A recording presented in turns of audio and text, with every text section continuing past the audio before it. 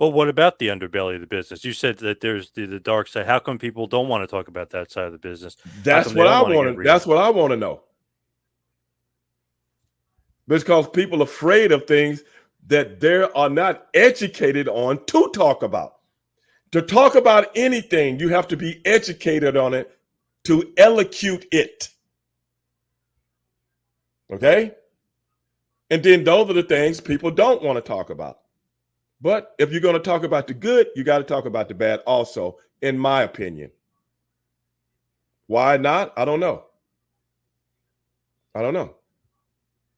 But when people step to me about something, if I talk about anything, I'll talk about the good and the bad. It don't make me no never mind. It's just like when I was just telling you about when Vince and Ed came in. What the first thing I tell you?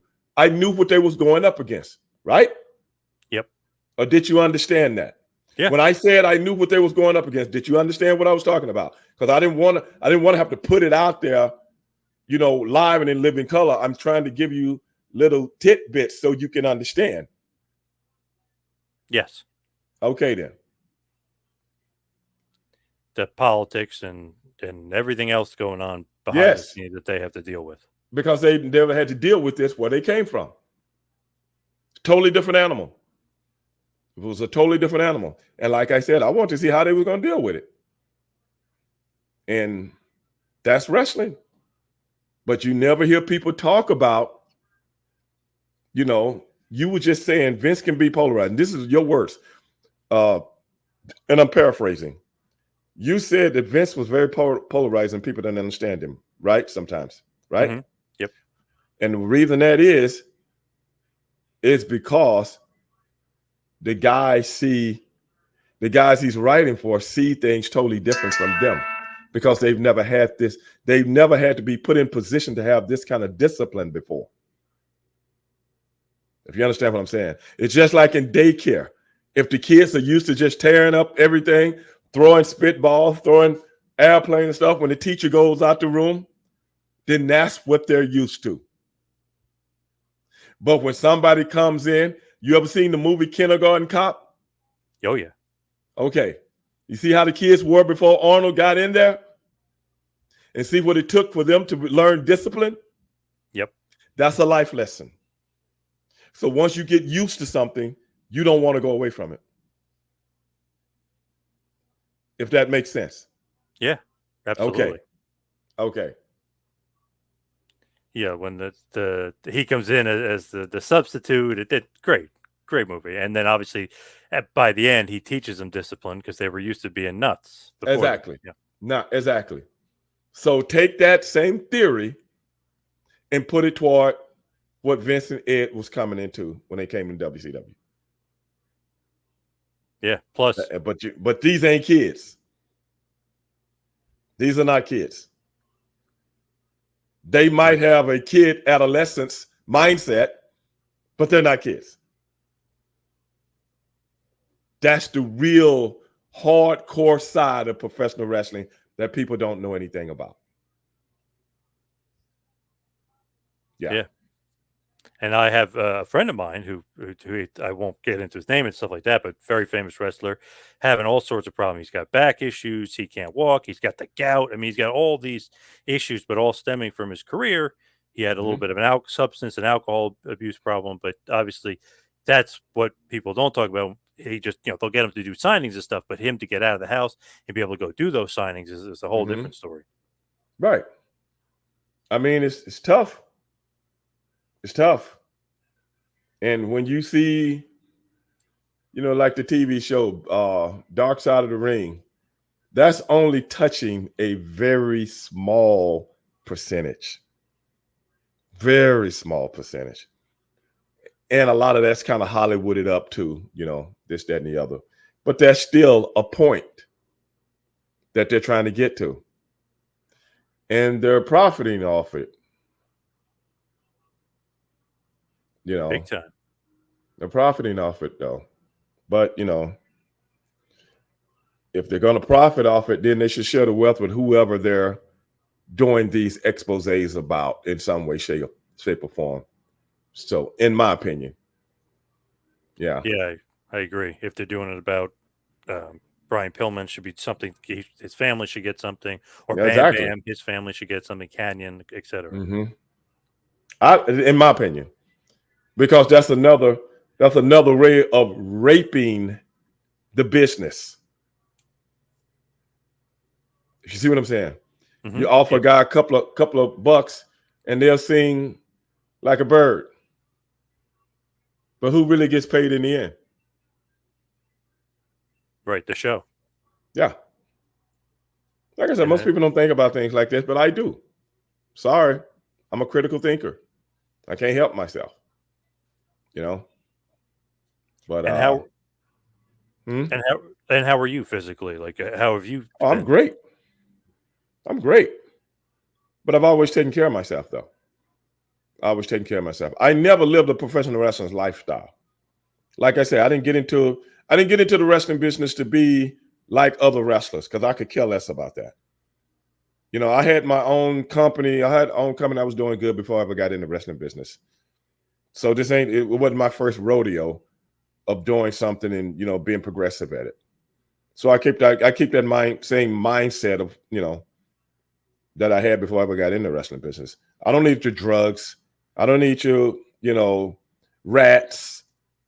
I don't need any of that bullshit. I just need respect and my money. That's it. It ain't rocket science to me. I try to simplify everything in my life. It ain't rocket science.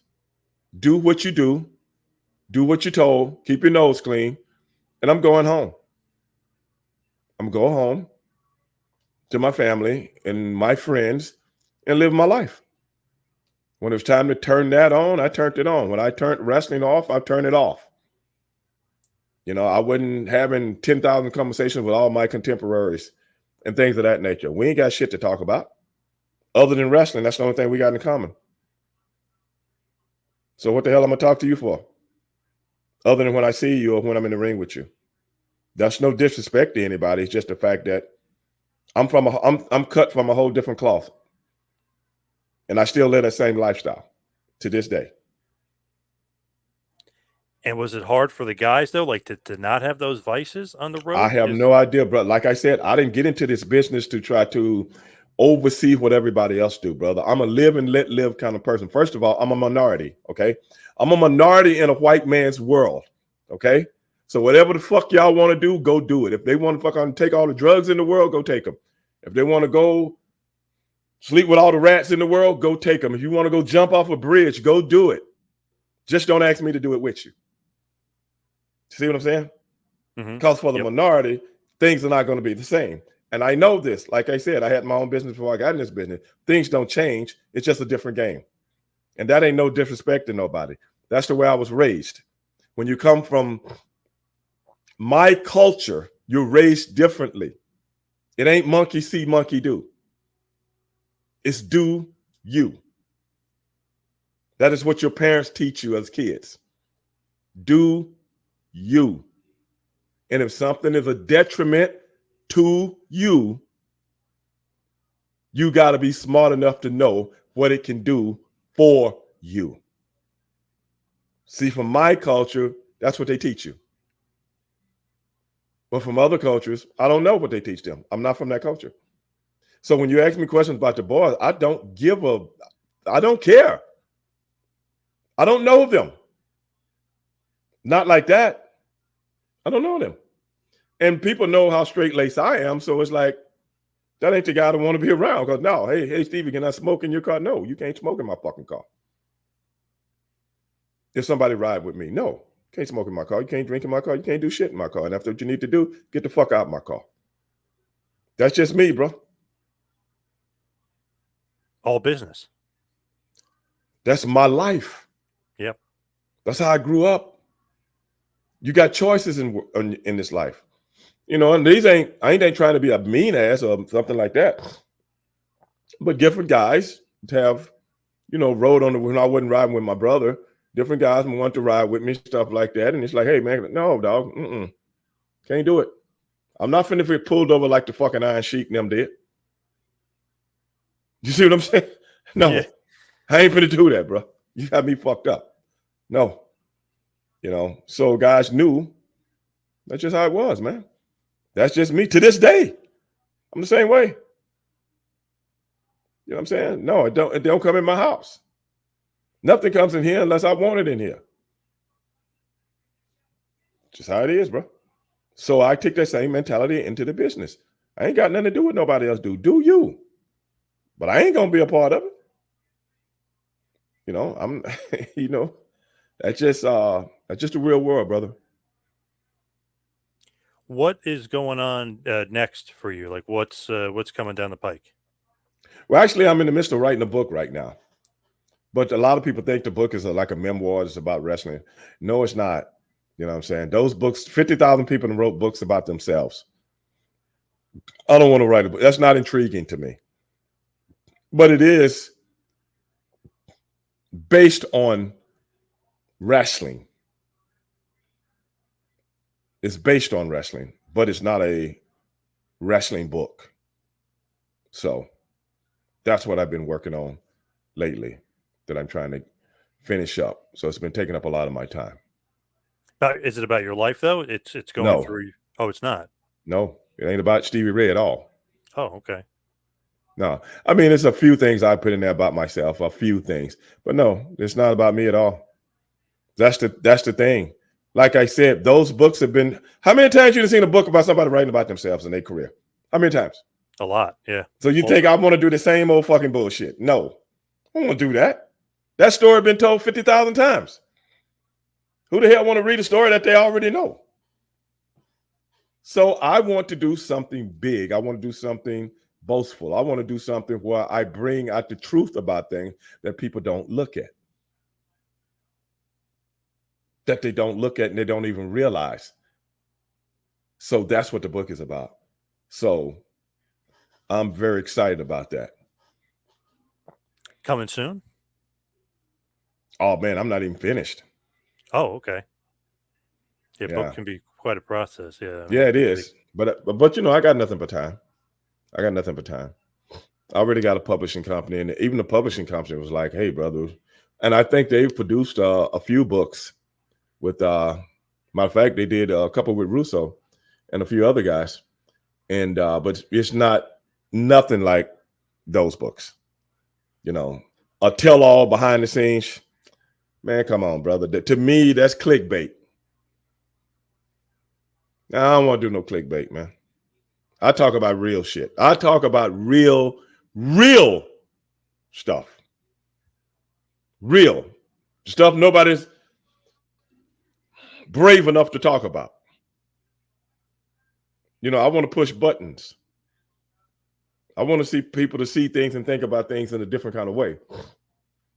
And I'm not afraid of the backlash. That's what I want. I want people to question my theories. Yeah.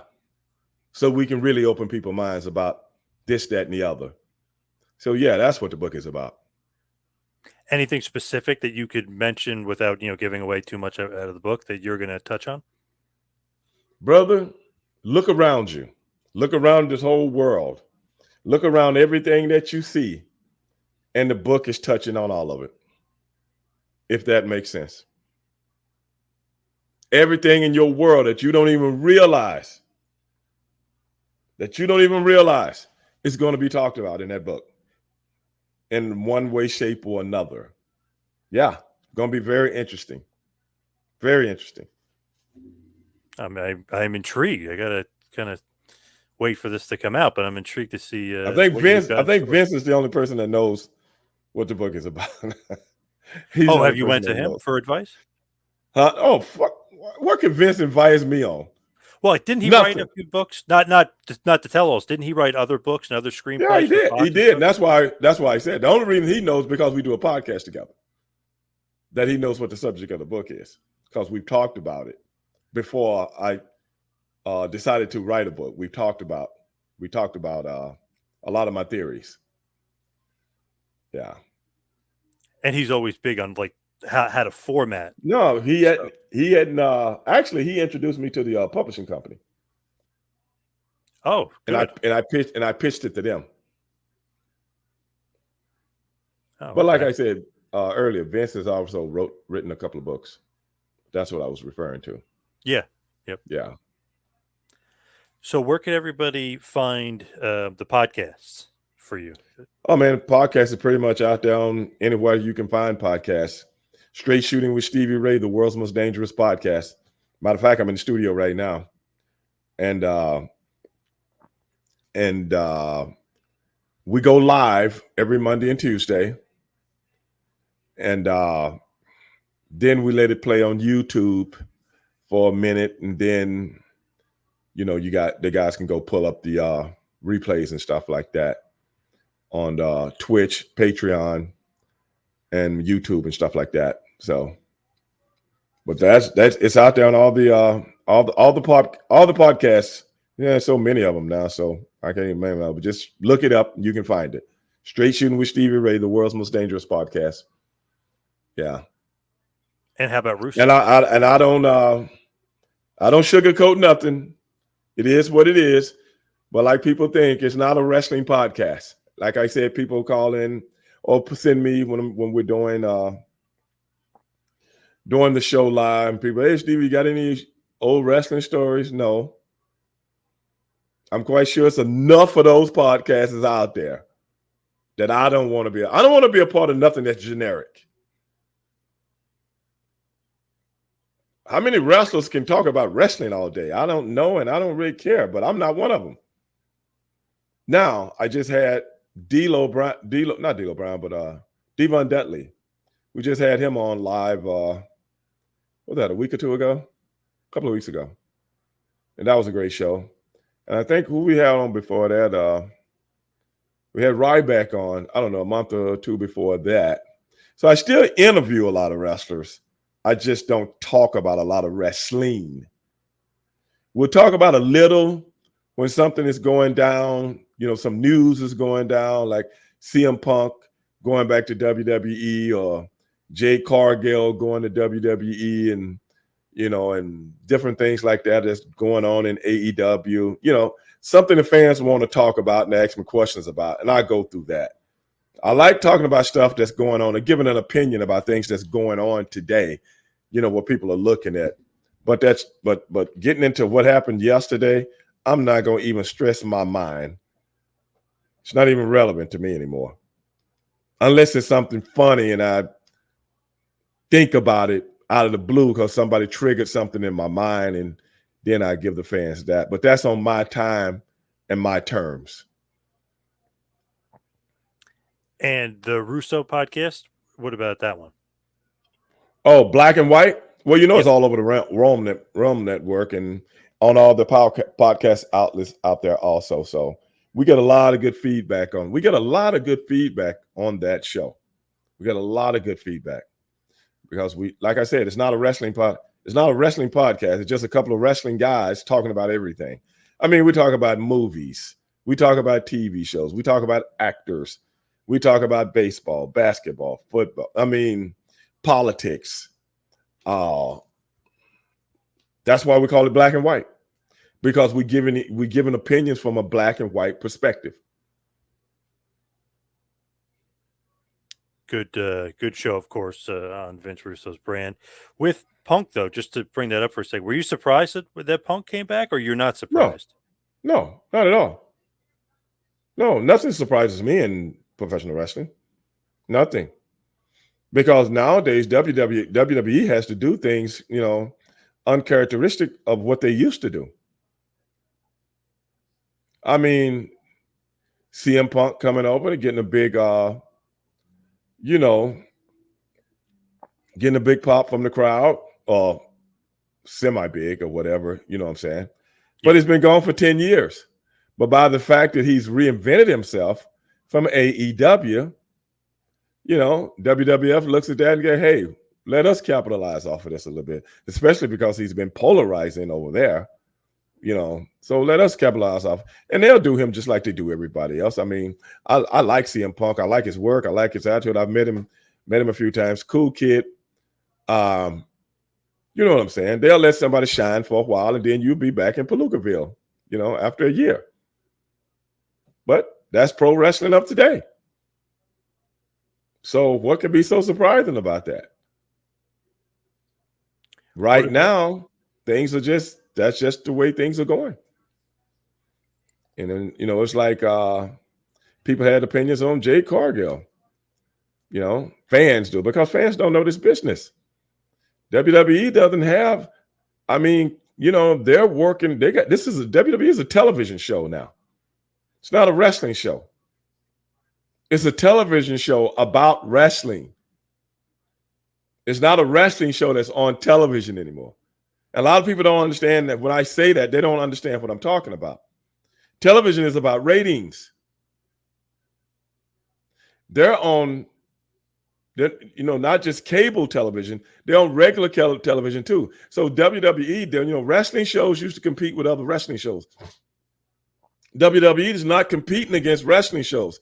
Who are they competing against? Every other show on television. They're competing against the CSIs, the FBI. You know what I'm saying? Whatever sitcoms are out there. Law and Order. They're competing against that now. Professional wrestling has never had to compete against everyday television shows. Never have. They competed against what? Other wrestling shows. Yep. Well, now you're in the real television crosshairs. You are in the real political crosshairs. You are in your television show now. And what does a television show has to do to stay relevant? They got to keep that fresh, keep that change. Everything got to move together, step by step, lockstep, in a rhythm. See what I'm saying? It's probably hard as hell trying to keep, you know, up there right now.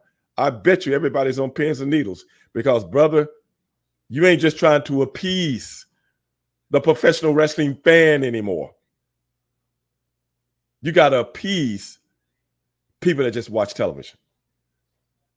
Because now you got the sponsors involved in all these other different entities, just like every other TV show.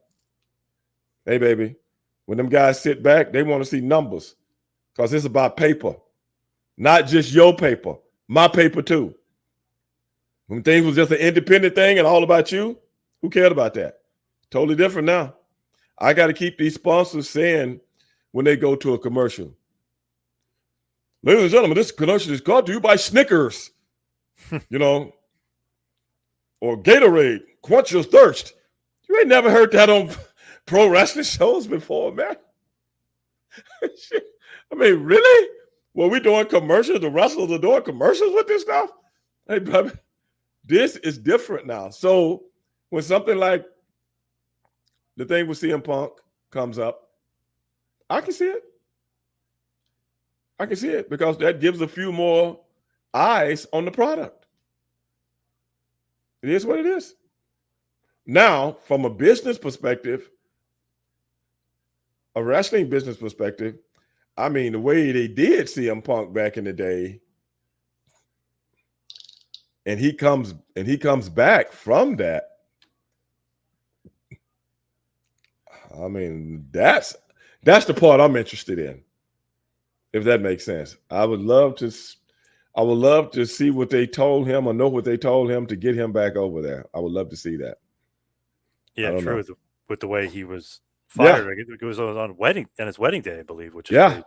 So that's why I'm saying what I'm saying. I would love to know what kind of negotiations, but you know, that's the interesting part for me because being in the business, that's the interesting part, not the fan part. The fan part is what it is. I can dig that. But the other part, man, I was like, wow, for him to go back, I would love to know what was up, but that's just me. Or how many zeros they had to put at the end of that check to get him to come back after all those years. Yeah, but yeah. It's interesting, man. That's all I'm saying. It's very interesting. And with Jade, I feel like that airport factor with her. You know what I mean? Like if you see Hulk Hogan walking in the airport, like that's Hulk Hogan. She's walking down the airport, you're like, I don't know who that is, but she's definitely a wrestler. She's famous. I want to, you know what I mean? She has that. You know, you flick it through the TV, you're like, oh, this girl looks like $1 million. What the hell is this? Exactly. Oh no, that's the thing. When I talked about it on my show, that is the thing I was trying to explain to the fans. I said there are some people that are unicorns. And for anybody out there that don't understand what that means, is you can see 50,000 horses You can see 50,000 mules. You can see 50,000 cows, bulls. But how often do you see a unicorn?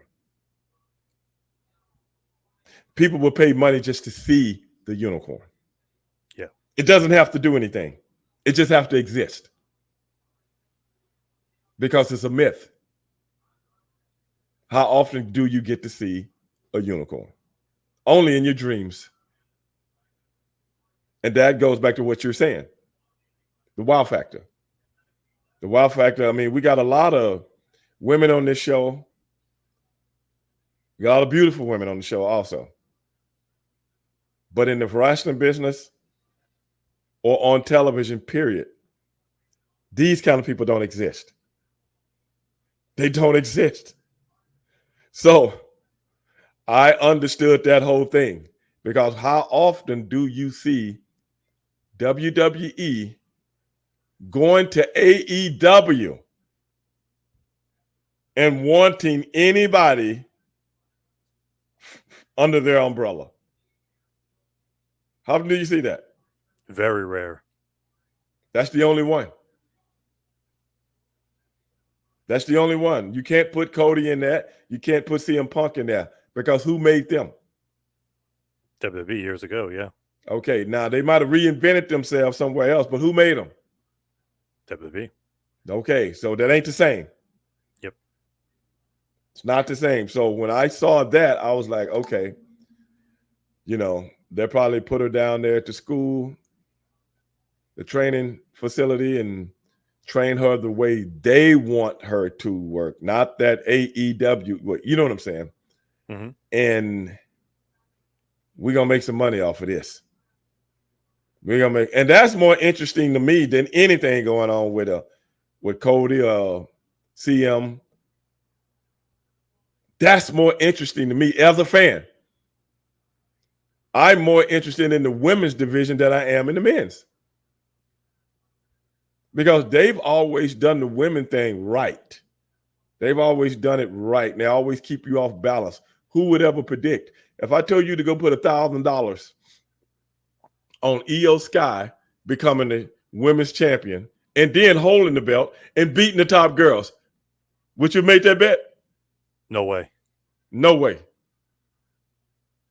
No way. Nope. It's unpredictable. And it doesn't even, man, it doesn't even go with the theme of everything that's going on with the women's division. Yeah. Yep. That's why I always say the women's thing is more intriguing to me when I see them out doing their thing. I am a big, huge fan of the women division in WWE. Huge fan. Huge. Yes. Got Bianca, got a bunch of them. But it's funny, when Jade was in like a picture with Charlotte, just them standing there, people were already saying they wanted that match. I was like, wow, she hasn't even been trained in the system yet. They already want that match. So it just shows you perception. She already is a star. You know what I mean? Oh, just looking at them must be somebody. Hey, brother, you ever been teased? Mm-hmm. You ever been teased by a woman? Oh, yeah. That's what that was. That's what it was. And you ain't getting it until it's time for you to get it. Yep. That was a test for them, because people got all these speculations and stuff like that and anticipations. And brother, it's going to be like Hansel and Gretel. Okay? It's going to be like Hansel and Gretel. They're going to look little pieces of, and you're going to follow that candy. You know what I'm saying? Yeah. You're going to follow it all the way to the home where that's where it goes down. That's how they're going to do. Because this is epic, man. This is epic. And I love it, man. Like I said, they're going to, well, I knew they weren't going to bring out there and throw out there, because in a lot of ways, Jade is still green. Yep. Jade is still green. And you know how they are about that work in the ring. You got to be able to do 50,000 different spots, and you got to do them crisp nightly, because it's on television. I mean, it's got to look crisp and look snug and look perfected. It's like the Temptations, man. It's like when the Temptations were on top back in the day, nobody, no group, you could have a lot of groups, you had a zillion R&B groups back then. Nobody moved like the Temptations. Nobody. You know why? Because they worked at it night and day. You had a lot of groups, one guy singing and the four guys are still over there doing moves and stuff. And you go, man, them jokers don't miss a step. But then you see another group, they're pretty good too, but it's more like the AEW. You see what I'm saying? It's a lot of spots, but it's not as crisp. You know what I'm saying? And guys from the business can recognize this. Not that they're not great matches, but everything with WWE, from the camera angles to the crispness in the ring, everything has to be. You can just see it. If you know what I'm saying. If you know what you're looking at, you can just see it. But I like both products. But I'm just saying, you can see the difference in one. One is more colorful. The backdrops are more colorful. The camera angles are spot on. And all that's a part of television. So they can't have their product like somebody else's. That's why they are. I don't care what the talent is. You know what I'm saying? If you watch the New England Patriots when Tom Brady was there, back when after the 2007 season, when Tom Brady really turned into, the 2007 season, when he turned into the Tom Brady that we grew to respect and know. Look at how crisp their offense was. No other offense in the league was that crisp. It was drop back, pow, drop back, pow, drop. And you go, wow, man. Then you watch somebody else's defense, this guy, he's moving around. They might run this, that, and the other, blah, blah, blah. You can see the difference. And you can see they had worked on that over and over and over to the point where Tom Brady could do it with his. That's WWE. Yeah, it's like you almost take a guy and you put them in the system, and the guy works out. It's like, all right, we'll take Wes Welker out. He was awesome. We'll put Edelman in. We'll take this guy out of it. We'll put Gronkowski in. We'll put the guy and fit him into the system, and we'll make that guy work.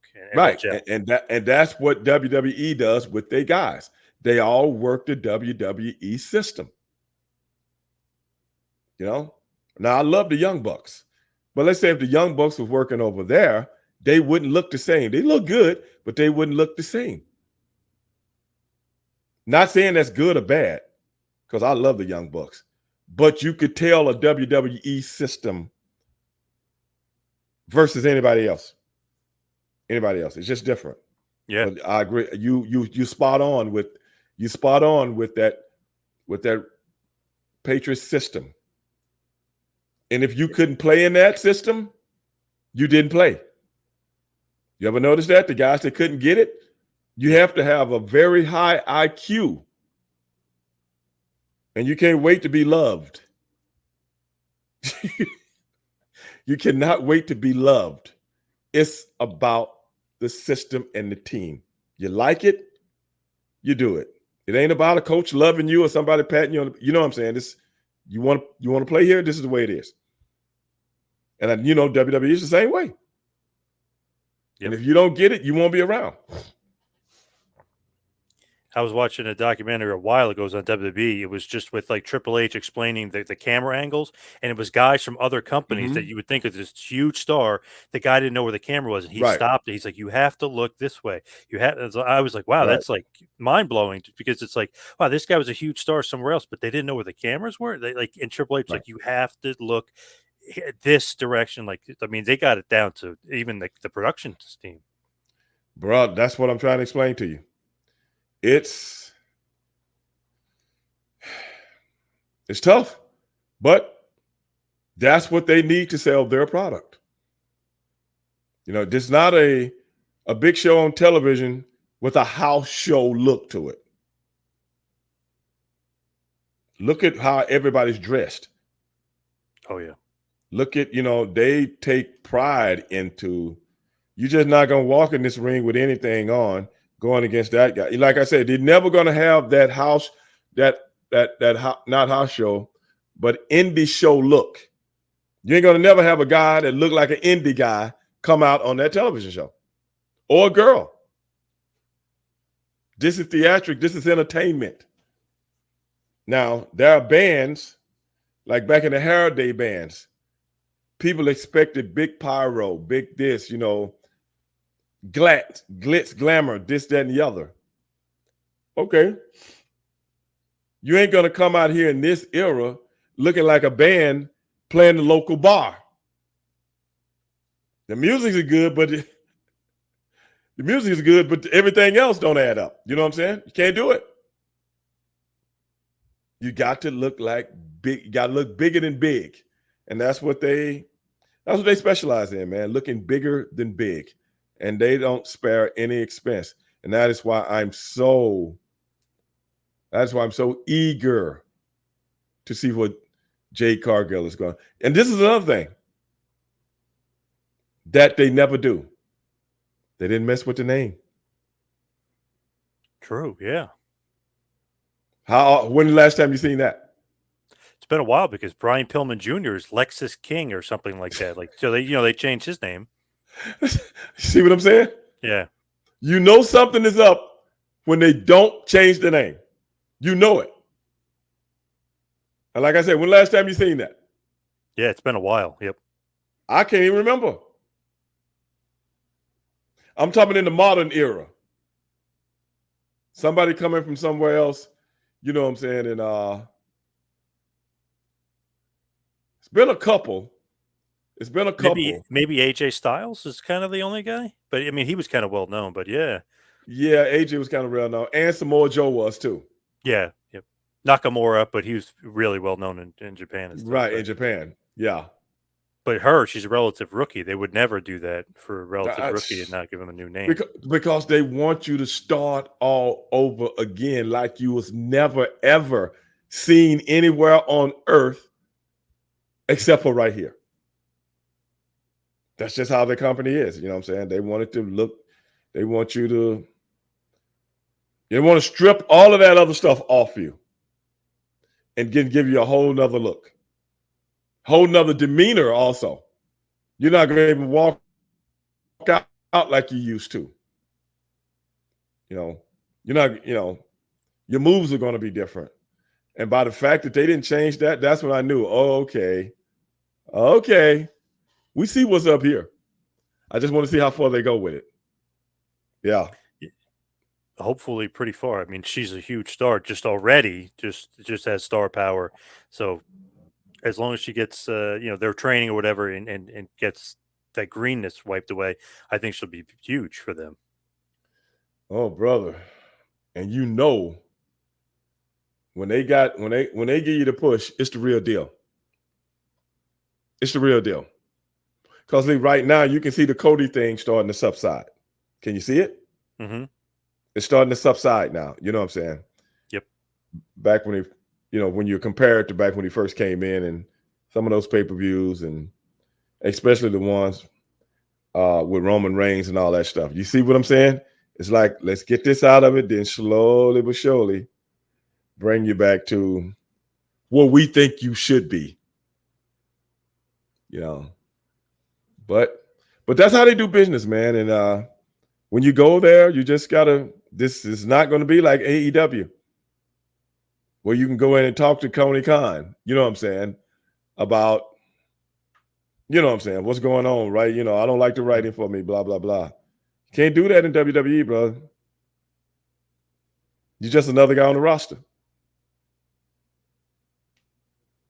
True. And they'll look at the merch sales and everything else if you're not up to snuff. And obviously, I think Punk is the number one merch guy now since he just came in a few weeks ago. But I mean, he's the merch guy now, so that seems like he'll be getting the initial. Oh yeah, they didn't bring him back to for nothing. Right, they brought him back for a reason. What, I don't know. I hope it's not something that we don't expect. Like sometimes they'll just do stuff for the hell of it. They'll do stuff for the hell of it. Make you think you're going to get a push, and then after a year, they try to bury you because somebody tried to get revenge in some kind of way, shape, or form. But I hope not. But then again, I hope they bury the hatchet and hell, let's move on, man. It is what it is. Life goes on, bro. Definitely.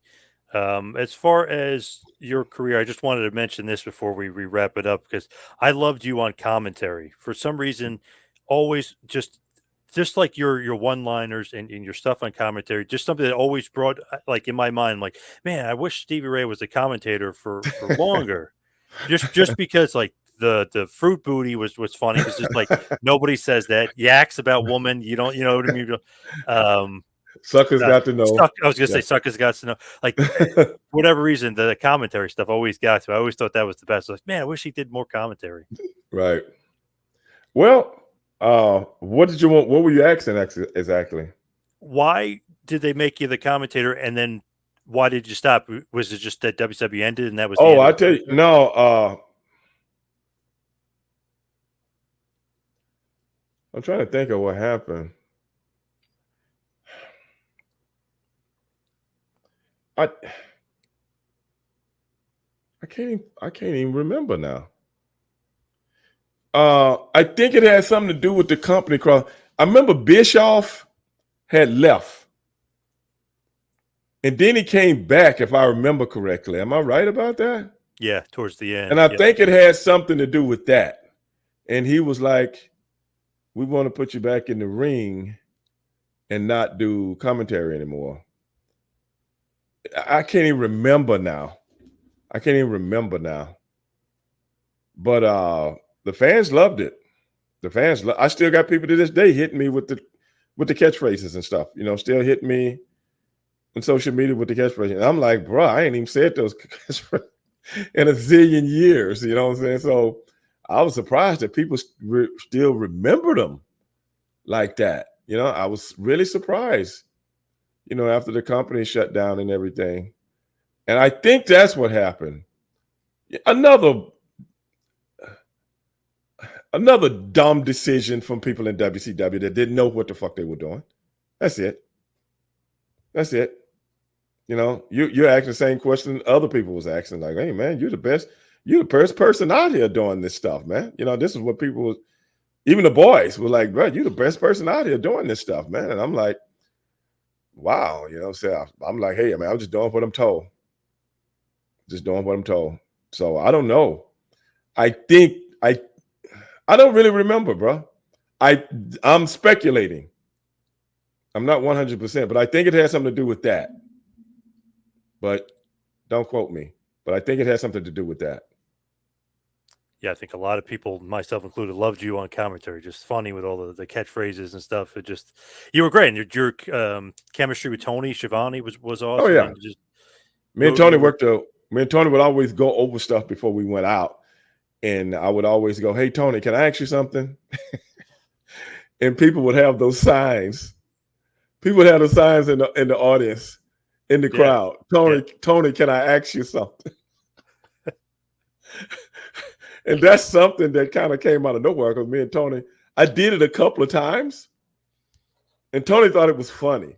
You know what I'm saying? He was like, "Why you always asking me? Can you ask me something? You know, just say it." You know what I'm saying? Yeah. But I said, "Man, it sounds better when I'm asking. You know, can I go on the record right here?" Because I was thinking of stuff that had never been done before. I'm still an entertainer, if that makes sense.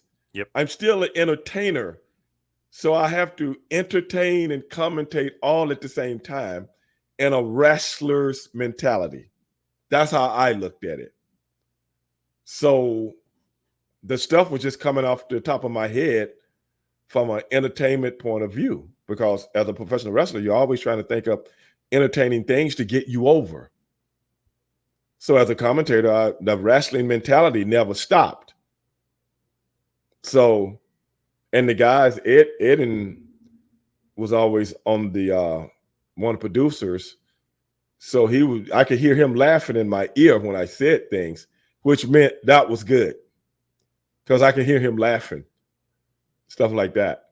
So I had a lot of fun with it, man. A lot of people don't know. That's what I went to school for anyway. So I never thought I'd ever come back to it. You know, like when I was getting out of high school, that's what I wanted to do. I was going to go to school and I wanted to be in radio.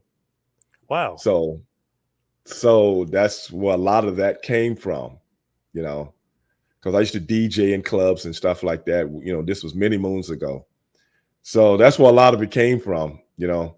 And then as a hobby, when I was a young man, I would imitate commentators on television and try to emulate their voices and the things that they're saying about what's going on in a basketball game or a football game or even a professional wrestling show. So and I used to do that in the dressing rooms. Also, I would do that in the dressing rooms because back in those days we had monitors, but they had no sound. So I would like commentate the matches. We're in the back looking at a match on the monitor. So I would like commentate the match like somebody in the professional wrestling room.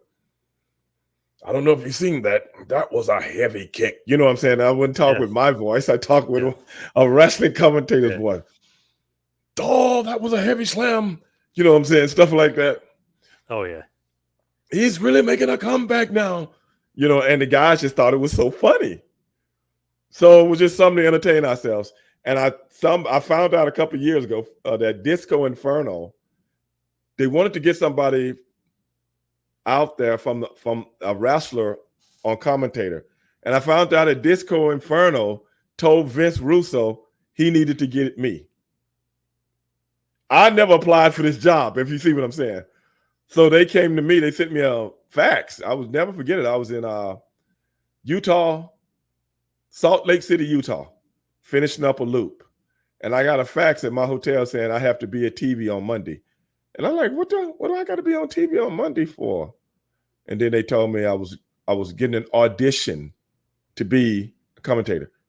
And I'm like, how did I get into this? You know what I'm saying? I've never done any of this stuff. And I'm like, I'm tripping. If you understand what I'm saying, I'm tripping. Like, if somebody had to come to me and say, hey, Stevie, you know, would you want to try out for a commentator job? You know what I'm saying? If somebody had said, then I would have knew, but I would have had the chance to say yay or nay.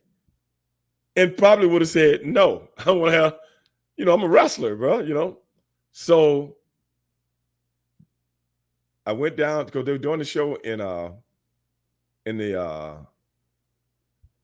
the Dome in Atlanta. So I flew from Salt Lake City to Atlanta.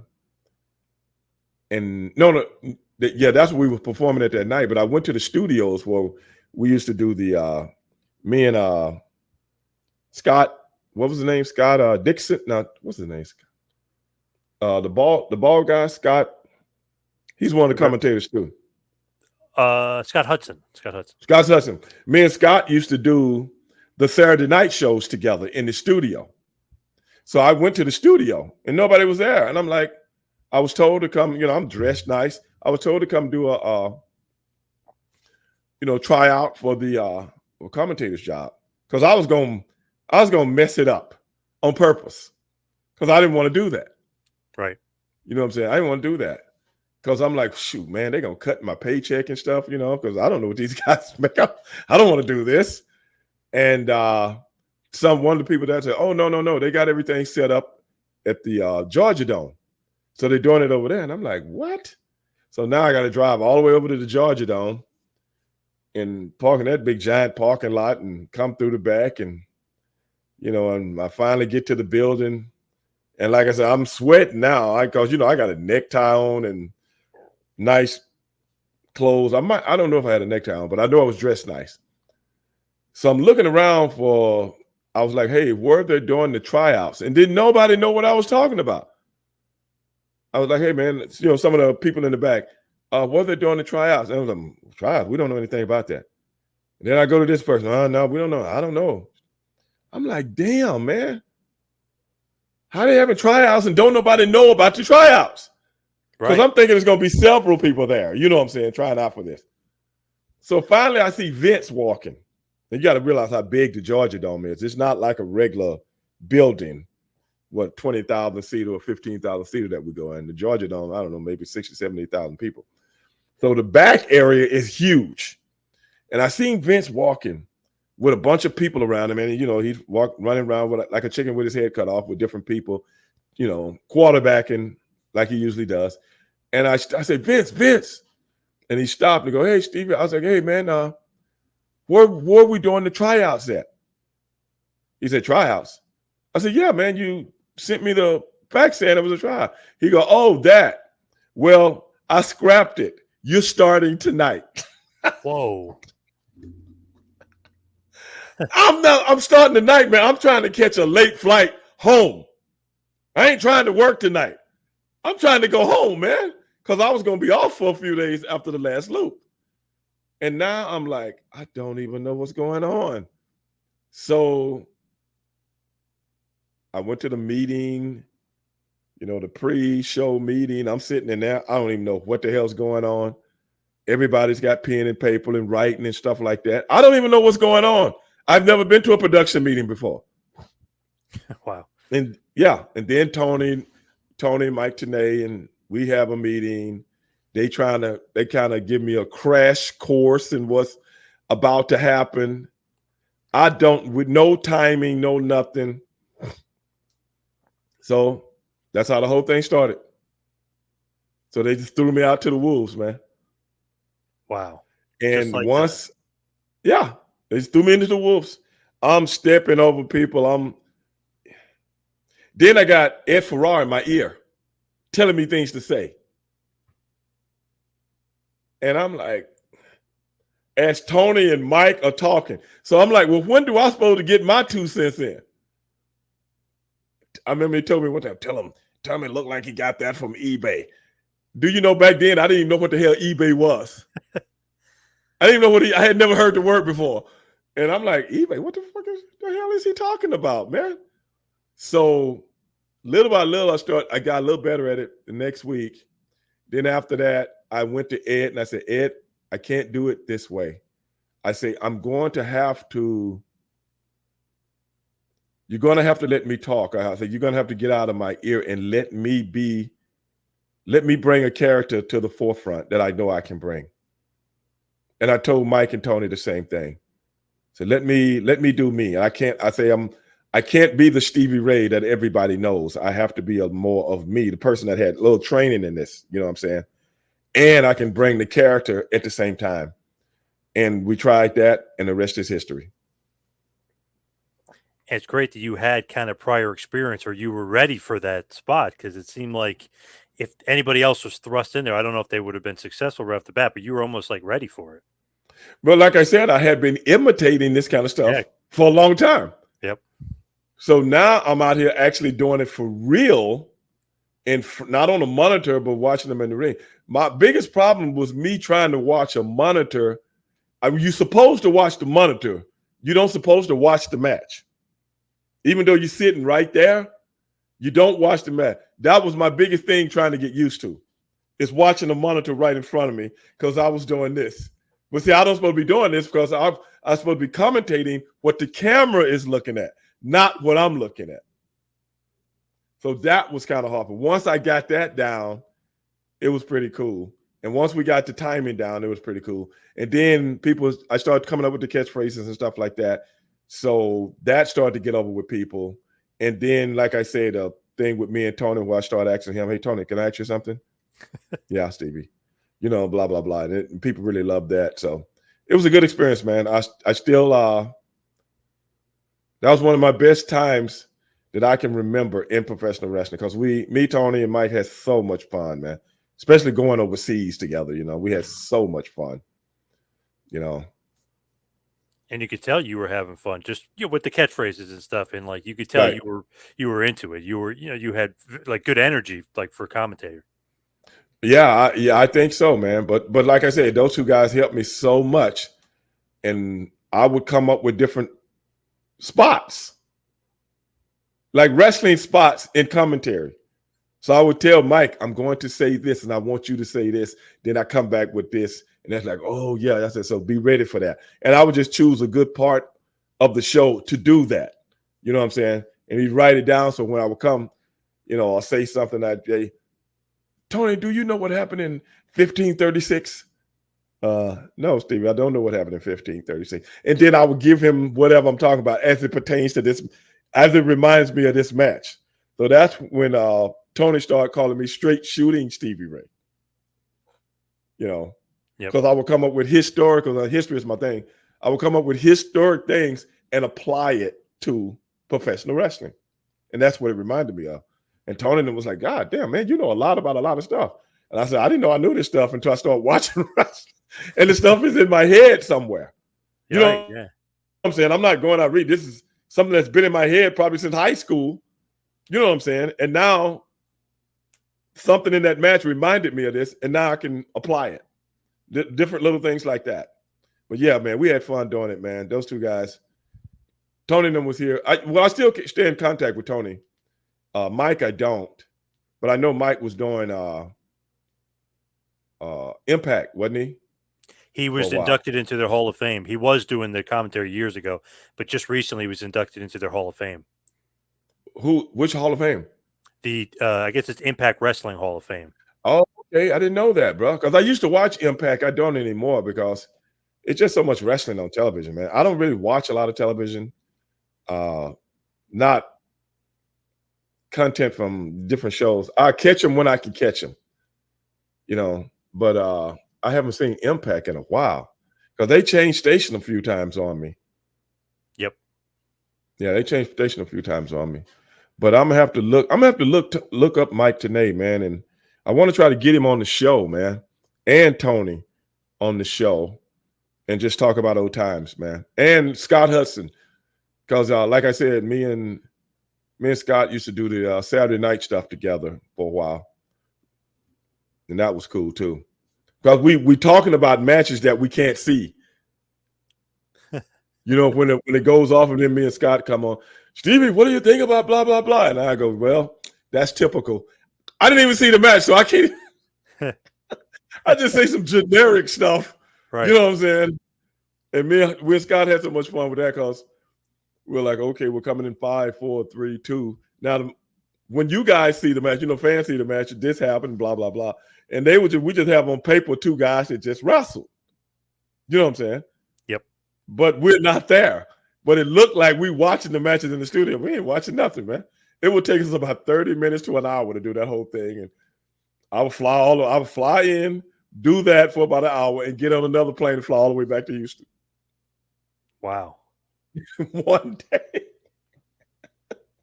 I was like, okay, it ain't a bad day. I'm working today, but I'm going to spend way more time in airports than I am working today.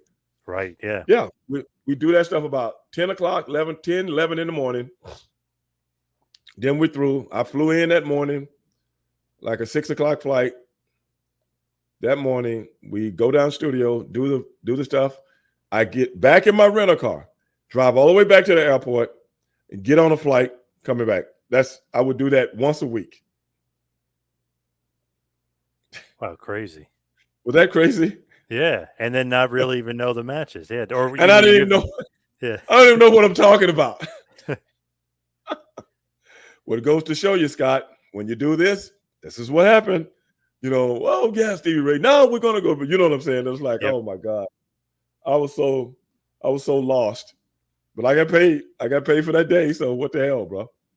And on the screen, you would actually see the match, like kind of in your background almost. No. Like, no, I mean, as a fan, like when you're watching it, and it would almost seem like you guys were watching it, but obviously, well, yeah. In the studio, it made it look like we sitting there watching matches, kind of like that. What's that show? Something 3000. When they be watching the old movies. Oh, the Mystery Theater. You know the show? Yeah. Yep. You know the show I'm talking about? Yeah, isn't it Mystery Theater 2000? Yeah, Mystery Theater. Yeah, it's kind of like that, but they actually watching the show. You know what I'm saying? But it looked like me and Scott watching the show, but we're not, you know? Right. That was crazy, man. That was crazy. WCW, man. Those were the days. I haven't thought about that in a long time, man. I hadn't thought about that. Nobody really asked me about that. So everything you asked me, that bringing back these memories, man. Unlocking something. Wow. I like that. Yeah, unlocking the. Yeah, I hadn't thought about any of that stuff, man. Especially the Scott Hudson stuff. Hadn't thought about it. Oh my God, man. That was so funny. You know, I don't even think I told anybody I was doing that. I don't even think nobody even knew I was doing that.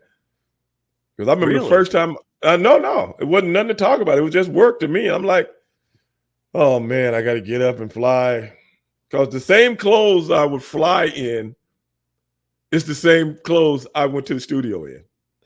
Right. Like I said, as soon as it's over, you know what I'm saying? I fly back to the airport. I mean, drive back and I fly home. So my whole day that day was flying.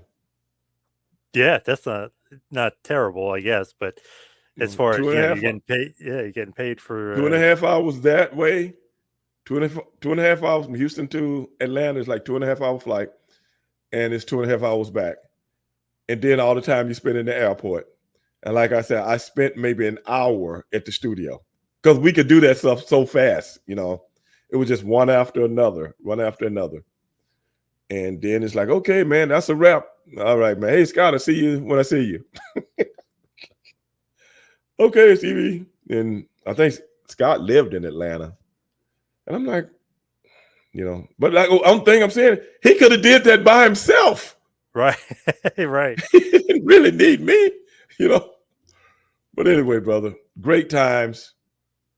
Those are some great times and some fun times, man. And you just made me remember them, brother. You just made me remember some of them, man, because I hadn't talked about that stuff. And oh my God, I don't know how long ago. Seriously. Hey, that's good. Got to unlock some memories there. But as we wind down, we head towards the finish. Where can everybody find you online, just as far as your social medias and everything, just so Well, everybody can the follow you? real I got the real Stevie Ray on everything. The real Stevie Ray. And they can go to YouTube TV, find the podcast, or I'm sorry, Stevie Ray TV. Stevie Ray TV on YouTube, or either Stevie Ray TV on Twitch. And I also come on Facebook every now and then live, but not when I do guests, and Instagram also sometimes, but not all the time. So, but YouTube, Stevie Ray TV, you can look up some of the shows, comment on them, so on and so forth. Twitch TV, Twitch with Stevie Ray TV also. And like I say, they can go to my Patreon account, the Stevie Ray Patreon account. And brother, that's about it. You can find me on any of those. And the real Stevie Ray on Instagram and Twitter, which they call X now. All right, awesome, Stevie. Thank you so much. Drop me a line, and I'll try to get back with you. Awesome, Stevie. Thank you so much for all the time. Really appreciate it. No problem, brother. Appreciate you.